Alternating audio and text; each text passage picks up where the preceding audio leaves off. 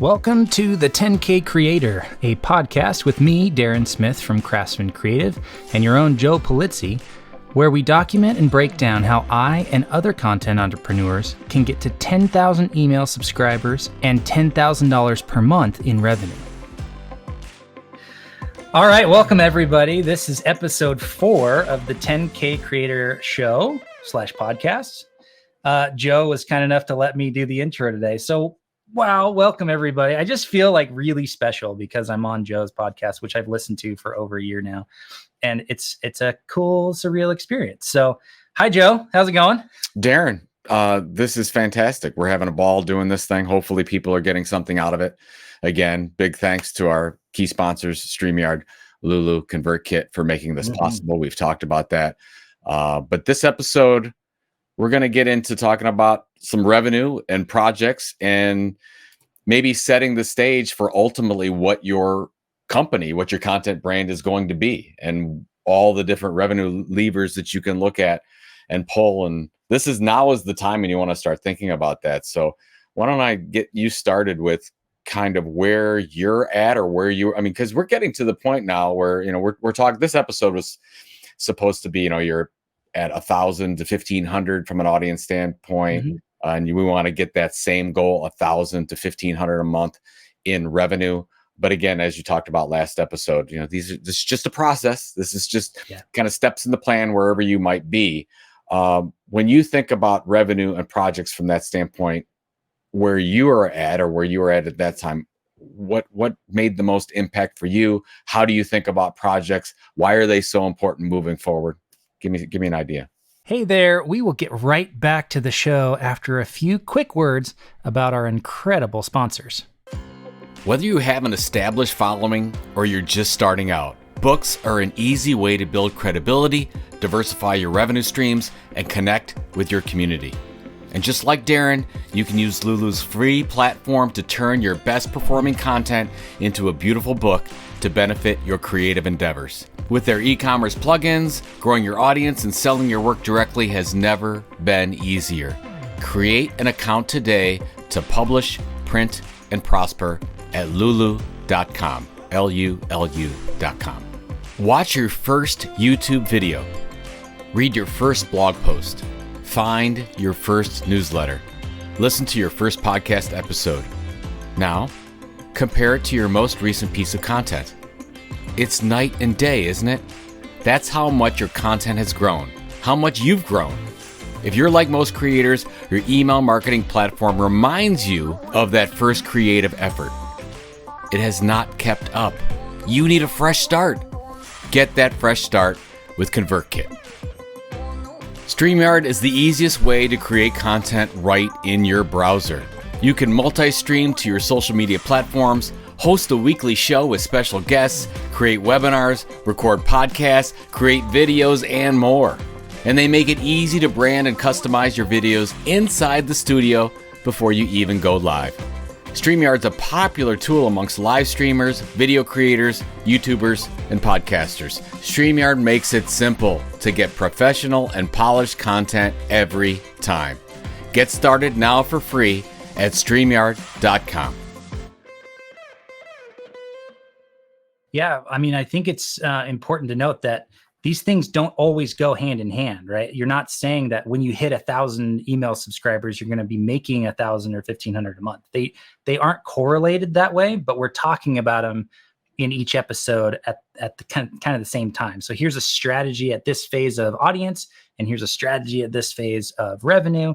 And so we can definitely talk about, because this is where I was at for, you know, basically leading up to the decision to become a creative entrepreneur, as I like to call it, or a content entrepreneur, as you say.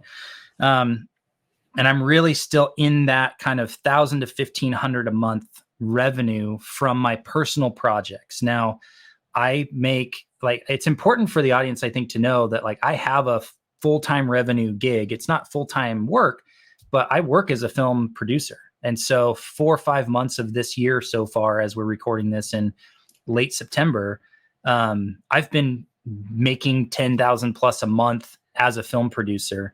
And then I also have a business, Craftsman Creative, that has courses that sell on their own because I've got 15 creators I've produced courses with, and that brings in anywhere from $5,000 to $20,000 a month that I have an ownership in and draw revenue from. And so I think part of the question is like, can you do this full time? Like, can you do this as a side hustle when you're working full time? My answer is yes. I'm living proof of that. So let me quickly answer your question then now. So Joe, I think what I did was I read your book. And as I was thinking about revenue and thinking about audience growth, I just went through step by step. So, we've covered a bunch. We covered kind of the first steps of getting started. We talked about steps kind of 3 and 4, phases 3 and 4 last time. So what are the next steps in the Content Inc. model for the audience that they can be thinking about as they're progressing through this, building their creative business? Yeah. The first couple episodes, we talked about the sweet spot and the content tilt. So it's finding your differentiation area. So we want to make sure we focus on those, and you'll continue to work out the bugs with those as you go. And then the last episode, we really talked about the building your base, finding your platform. What is that? Is that your podcast? Is it an email newsletter? Is it a YouTube series? Whatever that could be. And again, you're experimenting. You might not know, but you can choose where you want to build your audience at. And of course, we have a preference toward more controlled distribution. So that means if you build your platform on YouTube or Instagram, at some point you're going to have to have a process to move them off of there toward some email offering, because as you know, Instagram and YouTube and TikTok, they change the rules, they change the algorithm. You have no control. That's a terrible place to build any kind of business when you don't have a control over distribution. But you build your base, and now we're really into the audience building part.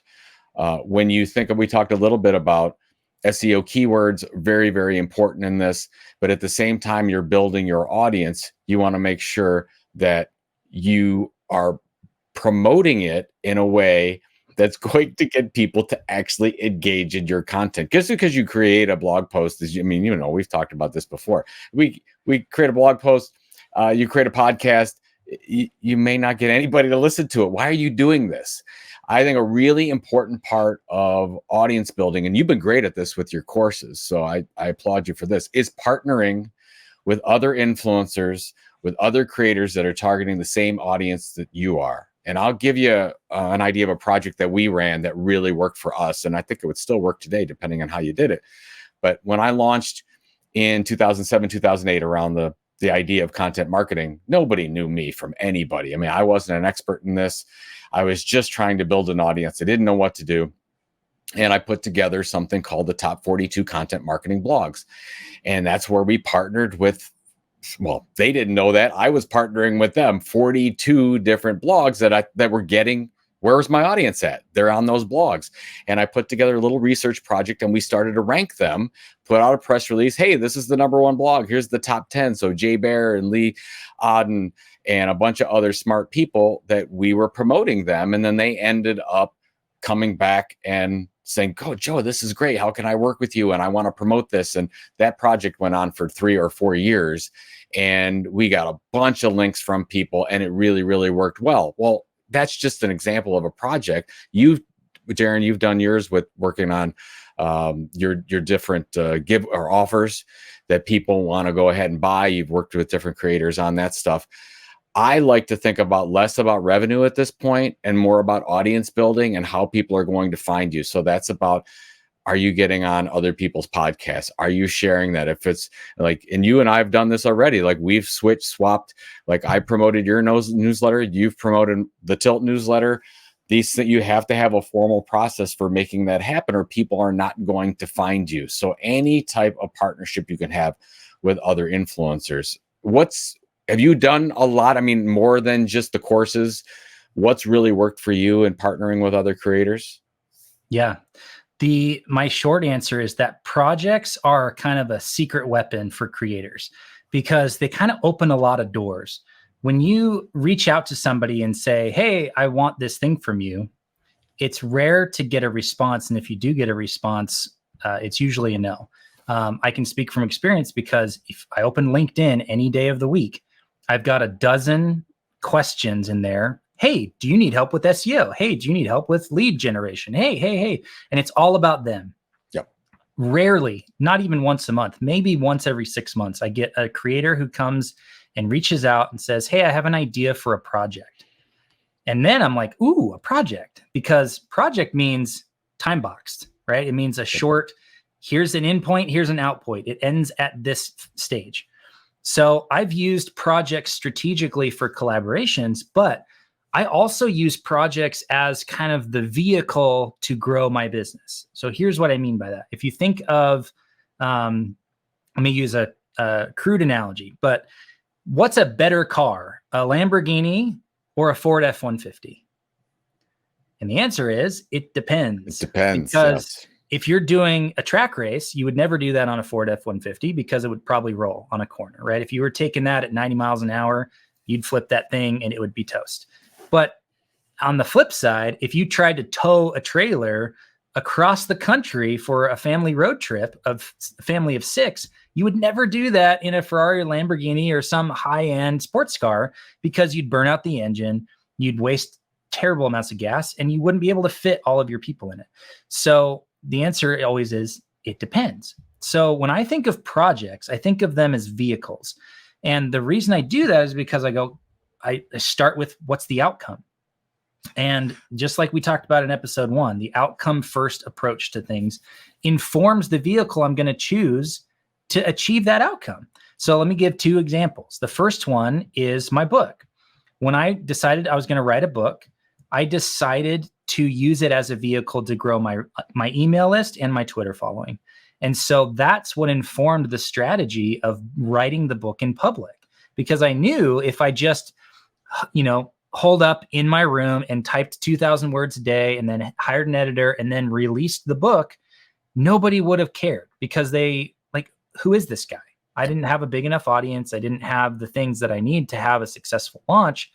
So I used the vehicle of writing the book in public to generate awareness, audience, engagement, email subscribers, and it even led to revenue. So before I even released the book in April, between August of 2021 and April of 2022, I made over $15,000 directly from that project.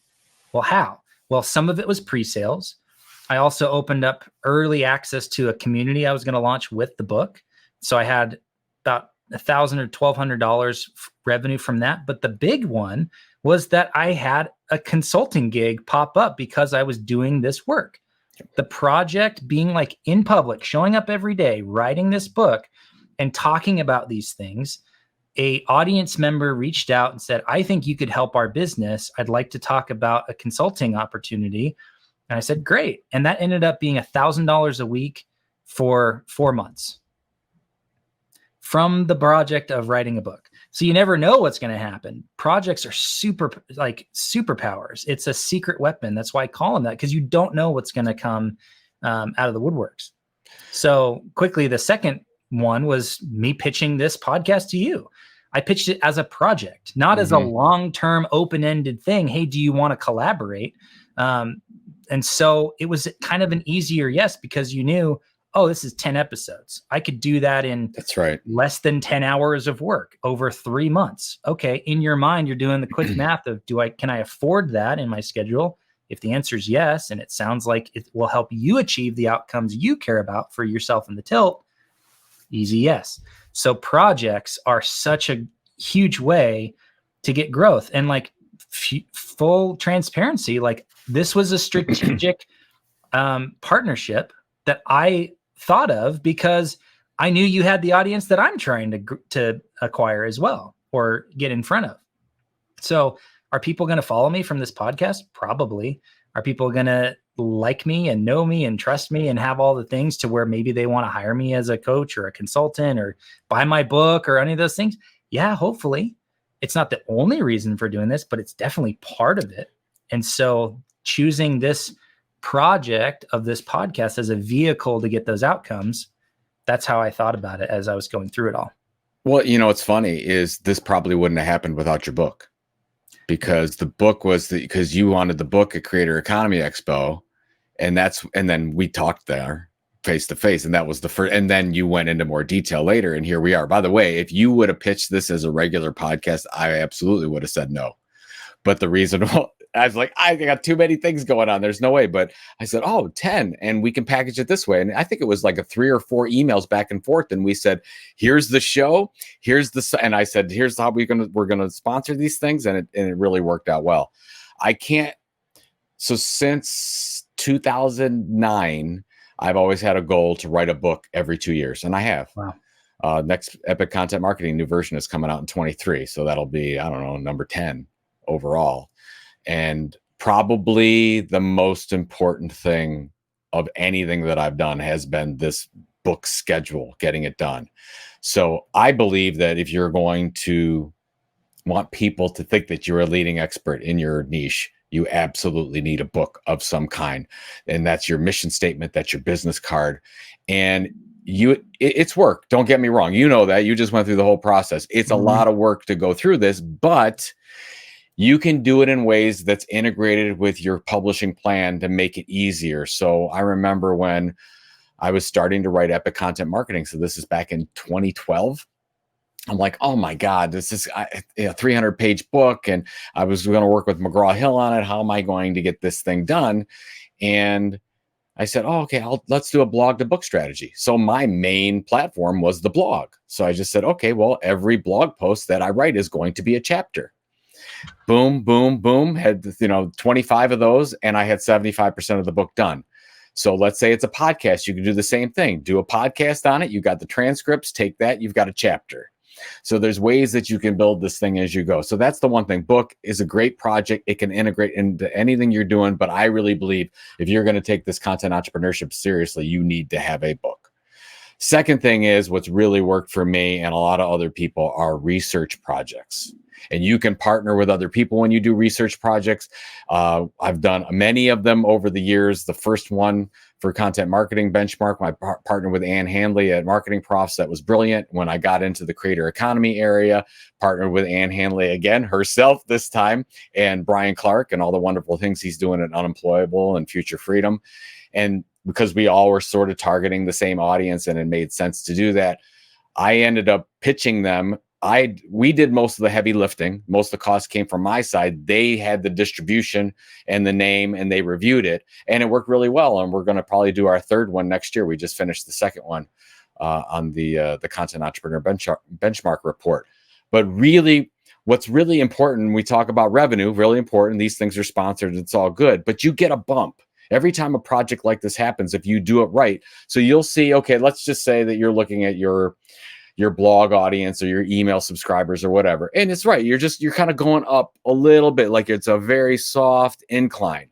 But when you have a project, you should see a snap up and then you grow again a little bit. And so Robert Rose always called them tent pole pieces of content.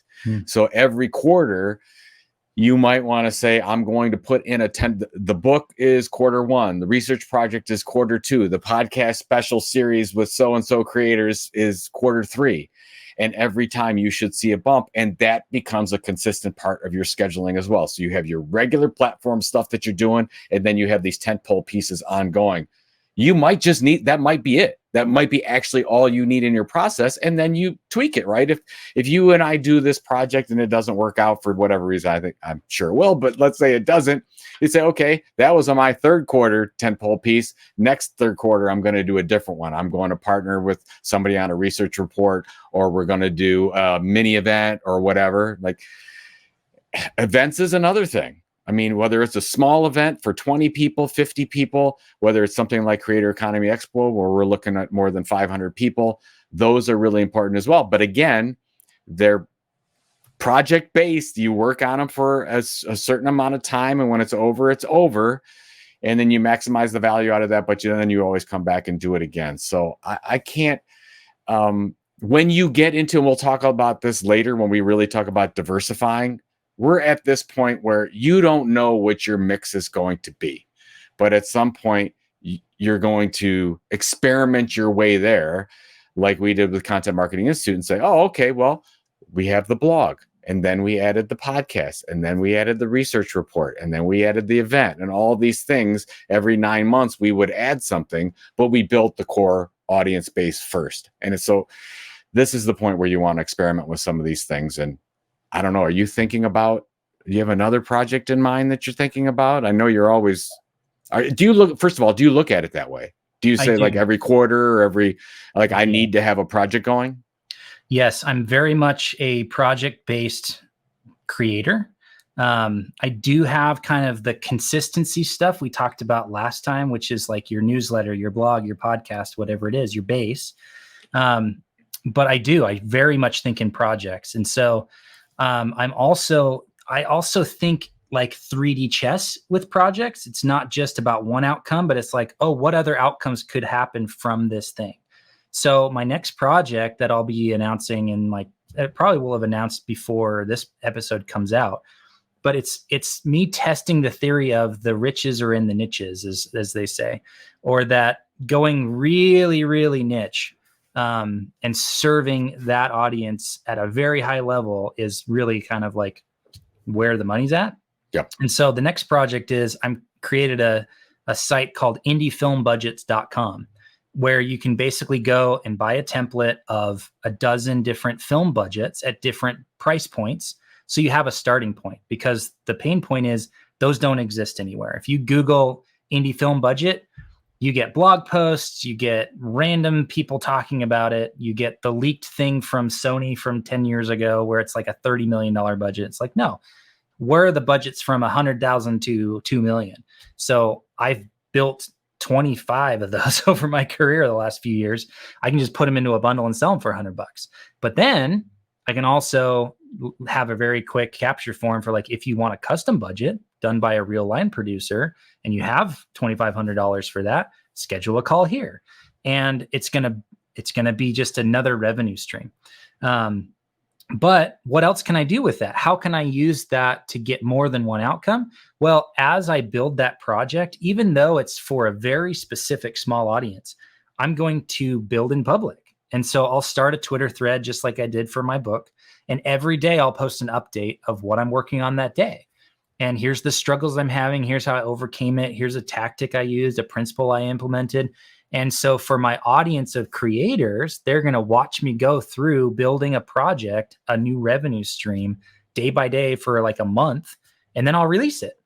And then I'm also going to be recording screen grabs as I go through the process so I can bundle that up and make it its own separate project of how to build a project or a new revenue stream in 30 days. And that'll be like a 1 hour long course that I'll sell for like $150. And that's for the creative audience that I have, not the filmmaker audience that I have. So one project, multiple revenue streams, multiple outcomes. I wanted to quickly, though, highlight something you said when you were talking about the research report was that you guys did all the heavy lifting. So part of my pitch for this podcast was I will do all the work. And thank God. That's the way to start out, right? That's how you should start from. If you're approaching another creator, you should start with, and I'll do all the work. Those 6 or 7 words, whatever. I need this out of you. Like in this case, I need distribution. Like with our research project, I'm like, Ann and Brian, I need your distribution. All the other stuff I'll do. Yeah. And so you can always work back from there. Like you guys handled the sponsorships, reaching out to them and handling all that. I wasn't necessarily equipped to do that because I hadn't done sponsorships before. So you're happy to take it on because it's something that's in your wheelhouse. You have a team set up for that. That works. But my pitch was all you have to do is show up. And you're like, okay, I can do that 10 times. So it worked great. I think that's a super important thing if you're doing the collaborations to make sure that's included. And that's part of your approach. It's interesting to hear how you're building out the company, because at some point you're going to make some choices or have to make some choices, I think, as to what your winners are. And by the way, I think you're doing it right. I think that you're trying this, like, I'm trying that. I'm going to build that. I think this makes sense over here. When I started initially the content marketing blog or content marketing revolution blog, there was a product in there called Junta 42, which I thought was the greatest name at the time, but doesn't matter. It was like an eHarmony for content marketing matching service. That was a revenue project for me. And then I created a company called Social Tract, and Social Tract was actually a blogging service for HVAC companies. So that was kind of a weird thing because I had some ins there, but it was still blogging and we were doing that kind of stuff. And then we had Content Marketing Institute, which was training and consulting and whatever. So all three of these things. And at one point, you get to a point where you're like, all right, I have to make a decision on what the best opportunity going forward is. And what I looked at is I said, I'm like, okay, Jump to 42, not the right model. Social Tract, I don't want to be in the blogging services business. I could see where that was going. It was going to the penny players that wanted to write for almost nothing. I'm like, that's not going to work. And then I saw Content Marketing Institute, which really took off because of the event. Because we had this opportunity. We saw that there was a possibility to do an event. We listened to our customers' pain points enough. It's like, oh, we want to actually do in-person training. We want to have an event. And that really took off. And when that took off, Darren, I made the decision and I sold Social Tract and I closed Jump to 42. And I said, I'm going to put all my energy. And when I made that decision to go with that focus on the energy Content Marketing Institute, that's where we went from, I think in let me see if I get these numbers right. 2010, we probably did something like $400,000 in revenue. By 2012, we were a $2.5 million company. And by 2015, we were a $10 million company. So you can see how, and by the way, that's that focus on just Content Marketing Institute. So at this point, when people are listening to this, you're early in the process. That's why I'm all for experimental revenue projects, audience building or revenue generating. And then you see what works. I didn't know that our thing was going to be an event. The plan for Content Marketing World initially was to do an event for 100 people in Cleveland. I didn't realize that 600 were going to show up, and that was going to be the thing that we ended up selling for all the money to an events company. I did not know that. So I took that chance to go, and many, but the research projects, they were still continuing because that line item ended up being $200,000 or $250,000 by themselves. So that was a great revenue generating product. Then we went out and said, hey, we need to have an awards program. And I went out and said, oh, we want Magnum Opus Awards. We should buy those and we'll bolt them on. We went and bought that, became the Content Marketing Awards. So these things start to happen and snowball once you sort of find the revenue path that's yours. So right now, absolutely, if you think about the revenue formula, you can absolutely try your affiliate programs, advertising and sponsorship. We talked about that in the last episode. I think it's absolutely critical. Events, virtual events, in-person events, even small. I know like Robert Rose, who's my co-host on This Old Marketing. He's gone to a number of events where there's only like 30 or 40 people and they spend like $5,000 to $10,000 to go. And they come back every year. I mean, it's sort of the Tony Robbins model, if you will. I talked to somebody the other day that spends $130,000 a year with Tony Robbins. Yeah. And he gets access to Tony Robbins. So that's just one small example. You don't have to be a Tony Robbins though to do this. I think to your point is you can start to talk to your audience.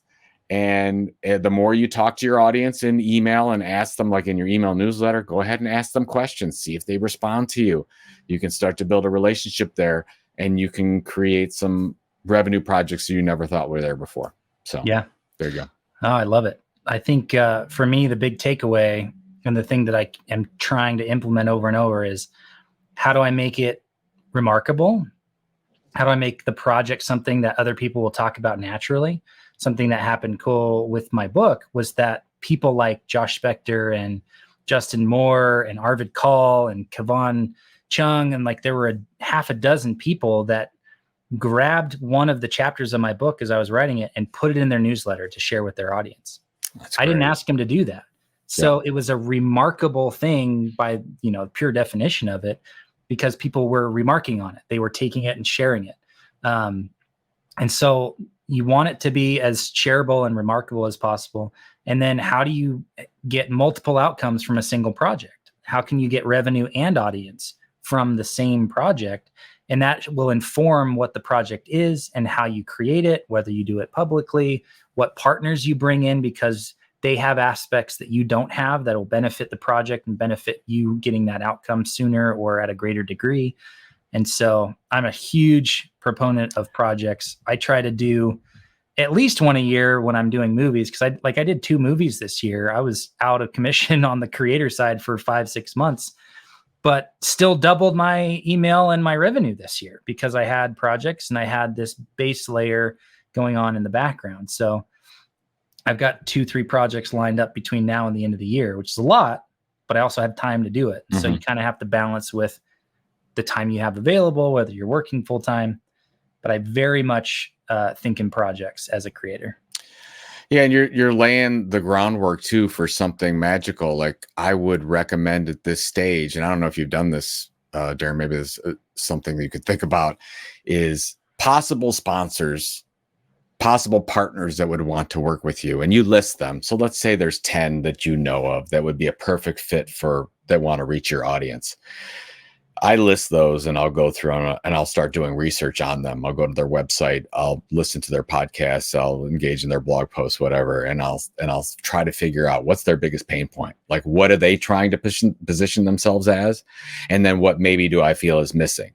I did this initially at Content Marketing Institute, and that's how we brought in most of our partners and sponsors for Content Marketing World, because I was just say, I see you're doing this, you're trying to position yourself like this. Have you thought of this? Just putting out an idea, give them a great idea. You'd be amazed that if it's a good one and you've done your research, they will get back to you and they will spend money with you. So those are the types of things that I would think about. And you got to remember, you're laying the groundwork now for something amazing in the future. So that if you can build relationships with these sponsors, and by the way, these sponsors have their own audiences as well. So you might say, look, maybe you talk about outcomes. Maybe your outcome in this case is, I don't necessarily need direct revenue off of this. I need my cost covered for whatever this thing is, and I'm going to do it to build my own audience. So you might partner with that person or that company specifically for that. So that's why I would keep in mind and say, yes, projects, but in the future could be some greatness happening. So start building the relationships with something small with these people, make that list of sponsors. So that's what I would probably throw out to you for the next couple of weeks, to make that list and see if you can get 1 or 2 new projects going, because you've identified a gap, a content gap with one of these partners that they haven't been able to address yet. I love that idea, and I'm going to commit to it, because I'm already thinking of, sponsor partners, but also like affiliate partners, people that yes, exactly bring in, like, hey, I'll put links to your stuff in there because it's what I'm recommending already. So I have a question. Do you have any sort of resources or templates with the Tild that are like cold email, sponsorship outreach type things? Do you have any suggestions for that? I mean, I'm pretty confident that I can do it on my end, but what about for the audience if they've never done this before? I probably should put that into a blog post now that you said that. There's some of that in Content Inc. Absolutely. I go through some of that. But I would, I'll tell you what my recommendations are. Find the right contact. If you can get introduced to somebody, that's great. LinkedIn is fine. It's a good way to go, but there's so much spam on LinkedIn. I get a little bit concerned. So if you can get an email, that's great. Keep the email really, really short. Something like, and it's got to be really personalized as you do it. So it's something like, hey, my name is Joe Polizzi. I've been working in the creator economy industry for quite a few years now. I love what you're doing with the podcast. I saw this opportunity. Have you thought of this before? Let me know if you want to talk about it sometime. Or just give them the idea, like throw it out there, and as many ideas as you can throw out there. If it's below the fold, if your email is that long, then you're going to lose them, because they're going to open it up and say, oh, all this content, I can't read that. It's too much. I'm not going to do it. So keep it short, 2 sentences at the most.